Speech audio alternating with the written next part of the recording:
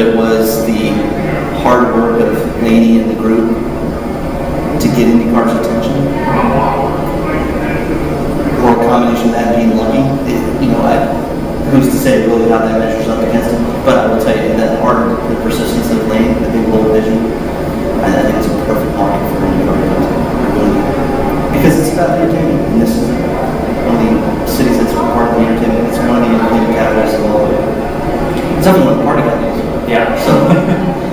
On that note, I suppose in terms of what this is going to mean for tourism, about how many tourists generally go to the other cities where the race is held, and about how many are we anticipating for the first Orleans race? Yeah, I can tell you from my experience generally that the first couple of years we're going to experience a lot of local and regional ticket sales. Mm-hmm. But beyond that, you're going to have sponsors that travel with teams. You're going to have sponsors, national sponsors that we have for the event, like Verizon. So Verizon will be in a contingent of people from around the country. You've got the exposure to the national broadcast, international broadcast. You've got the social media that gets churned out.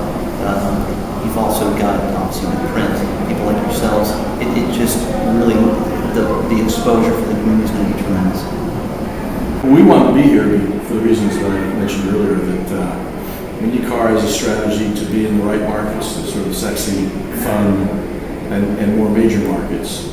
New Orleans isn't the biggest in the world, but it's certainly got a worldwide reputation for being a place that people want to come play and have fun. So that is really important. We know, because I'm from Indianapolis, and we've competed against, I was chairman of our Super Bowl in 2012. Oh, wow. So I know Jay, and I know how this community comes together. Once they decide they want something, and they do an excellent job in producing at that point. I know Tim and Wayne and the people here are determined to make this a community event, and if that happens, we know this will be a fabulous event. In terms of the date, spring makes most sense for us. It's warm early compared to northern places that we race, and we're happy that it worked on the calendar here at a time that makes sense for us. Absolutely. I guess in terms of just the Indy fan base in general, I don't know quite what I would call it, but just, I don't want to say alternative sports, but outside of like the big three, football, basketball, baseball. Sports. Sure. What's that? Yeah, all sports, yeah. Action sports have been growing just tremendously over the last 10 years. I guess in terms of the New Orleans area or just the South in general, what is your perception of the fan base? And I think it'll respond great to this. But again, I think to Mark's point, we're going to throw a party. The IndyCar race is the centerpiece of the entertainment. But it's not the only one. But it will be the centerpiece. So I think part of our mission is to expose to the world, especially in racing, what this park has and how attractive it is. That's part of our mission. Obviously, to be the best IndyCar race in the series, but also to entertain people so that they come back and they convert to IndyCar fans. And Mark and I have talked about this in the past, and his staff, that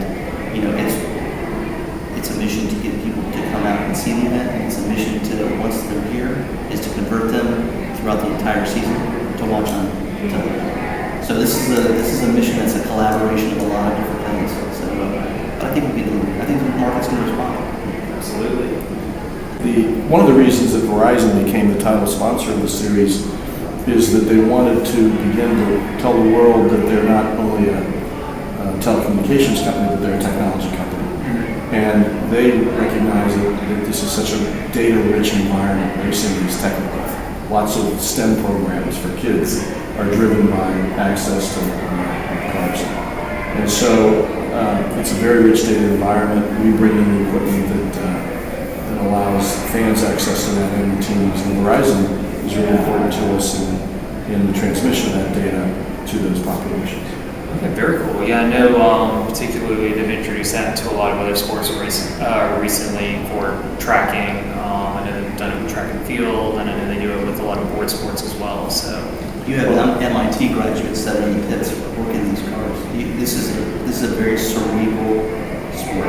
Very cerebral. These teams are popular with very well-paid engineers, often international talent that come in because they're so attracted to technology. I think of it as extreme sport. back to your question. No, yeah, so do I, absolutely. And it really is. The drivers are out there on the edge doing unbelievable things. But our kids aren't as enamored with cars as maybe I was. Mhm. So for us, it's about having them have the access to the